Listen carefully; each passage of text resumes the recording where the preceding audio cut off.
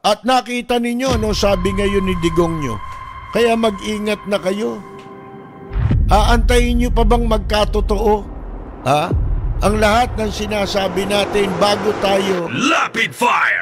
magpapatuloy tayo, mga kaibigan. Ang sabi ni Digong nyo, talagang ginugulo nito. You cannot pass a law with blank. It has to be complete. Meron namang kopya that's available on the website of BBM. Tignan ninyo, huwag na ninyong busisihin isa-isa. Hanapin nyo yung sinasabi nila na blank check. Tignan ninyo kung meron kahit isa para mapatunayan na tama ang sinasabi ko, kasinungalingan yan. Ngayon, ito pa sabi niya, Nakikiusap lang ako sa mga ulol na to. Kung sino yung gumagawa ng ganun. Pwede bang sabihin ko sa inyo na do not the people of the Philippines. Magkagulo tayo.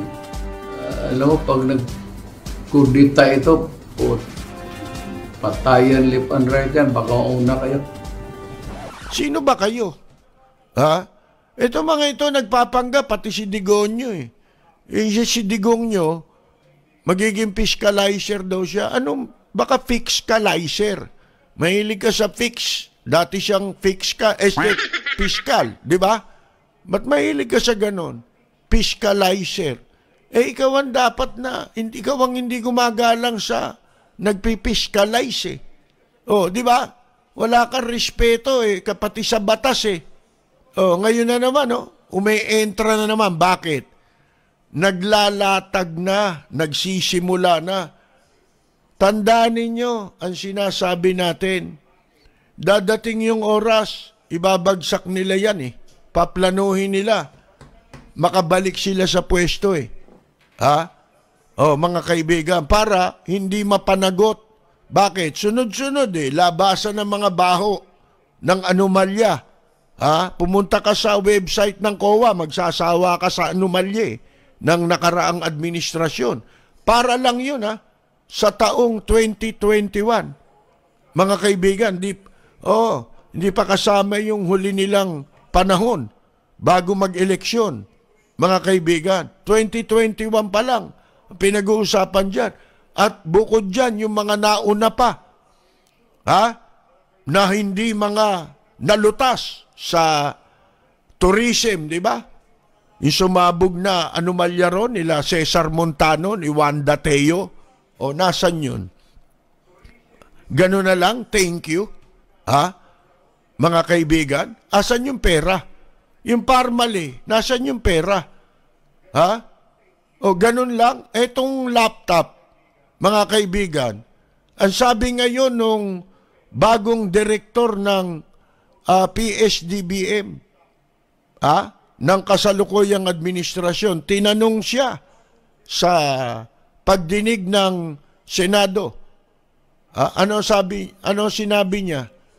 Nung tanungin siya, illegal niya yung kontrata sa pagbili ng laptop. Una, yung kontrata, yung MOA na ginamit doon, 2020 pa eh. Meaning to say, itong pagbili ng laptop ay ipinaloob nila para masakop ng Bayanihan Act.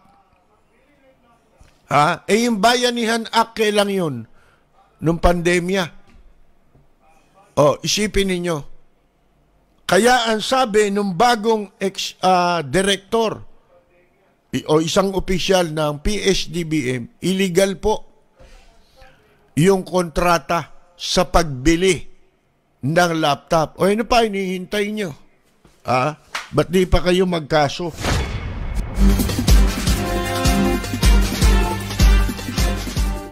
Sinasabi ko sa inyo, unti-unti na yan, pero magiging mabilis yan.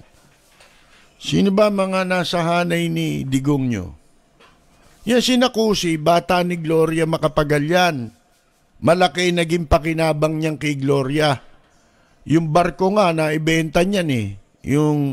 Yung kumpanya nila ng barkong lugi, mga kaibigan, na ibenta niya ng mahal yan eh. Nakinabang lahat yan kay Gloria Macapagal Arroyo. Yan ang mga magkakasama. Mga may track record. Kung paano ka i-destabilize at ibabagsak. Bilyar, mga kaibigan, shortcut sa impeachment. Sa Congress, pinukpok yung martilyo. Minadali ang pagsasampa ng impeachment. Sino pa? Ang dami na mga nandyan. Kaya, ikaw, Bongbong Marcos, kung wala kang gagawin, antayin mo. Baka hindi ka na magtagal dyan sa pwesto mo. Kasi nararamdaman na nila eh. Hindi pinakikialaman ni Bongbong Marcos yung issue sa ICC.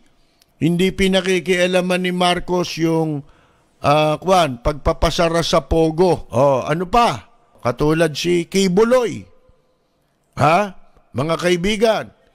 Merong yan, nakapending na kaso sa Estados Unidos yan. Human trafficking. Ang bibigat ng kaso ni Apollo Kibuloy sa Amerika. Isang araw, baka hindi natin alam kung meron ng request for extradition para dyan kay Kibuloy. Ano yun? Hindi rin kikilalanin ng DOJ tsaka ng DFA? Hindi pwede yun. Katulad ng ICC, hindi pwede yun. Extradition treaty nga. Pag sinabi mong treaty, kasunduan din yun. Kontrata rin yun na dapat mong kilalanin.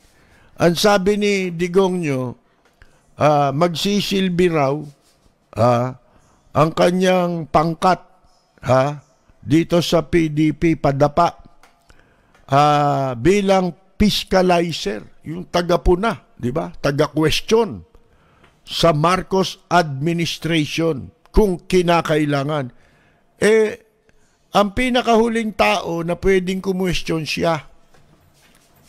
Tsaka yung partidong yan, mga kaibigan, na maraming ginawang kasalanan sa bayan, paglabag sa batas. Sila yung pinakahuli. At saka, dati kang presidente. Bakit gusto mong panghimasukan ng pamamalakad ng pumalit sa iyong administrasyon? Meron ka ba nakitang ganon? Si Pinoy nagsalita lang para idepensa yung paninira sa kanya ni Digongyo nung una, nung bagong upo. Hindi ba? Ano ginawa niya? Pinagmumura niya para mapahiya kahit walang kasalanan. Katunayan wala silang nagawang issue, di ba? Wala silang naimbentong issue labang kay Pinoy. Di ba? Mga kaibigan? Ngayon, ang sabi niya we are not going to quarrel. Hindi raw makikipag-away. Kasi ang gumagawa ng away, yung mga troll. Panahon ni Pinoy, tanungin ko kayo, meron ba kayo narinig na si Pinoy ginipit sila Marcos? Meron ba kayo narinig? Wala. Di ba? Bakit? Ang nakaupo nun, executive secretary ni Pinoy, si Paquito Diaz Ochoa. Sino si Ochoa? Law partner yan ni Lisa Araneta, First Lady ngayon. Asawa ni Presidente Marcos Jr. Di ba? Wala kayong narinig. Namatay si Pangulong Cory Aquino. Di ba dumalaw pa si Pinoy? Si Bongbong tsaka si Aimee doon sa burol. Mga kaibigan, wala naman silang hidwaan Yung kaso labang sa mga Marcos, yun ay kaso nila sa husgado. Tapos na ang papel ni Mrs. Cory Aquino ron. Wala na siyang papel doon sapagkat yun ay nasa jurisdiction na ng respective courts. Ha? Wala siyang pakialam doon. Kahit pagkatapos pa ni Mrs. Cory Aquino at sino man presidente, wala na, hindi na nila sakup yun. Ginagawa nila ng away, eto, tandaan ninyo, ang naging boto ni Vice President Leni Robredo ay mahigit 15 million na alam nating maliit yun para sa dapat niyang makuhang boto, mga kaibigan. Pero ilagay na lang natin sa 15 million, kakailanganin ni Bongbong Marcos ang mga botong yan laban sa sinumang magtatangka na ibagsak siya sa poder ng kapangyarihan. Minamalat na po ako, mga kaibigan, at masakit ang aking lalamunan. Ito po si Percy Lapid. Maraming salamat at magandang gabi, Robin Padilla. Nagmamahal sa'yo.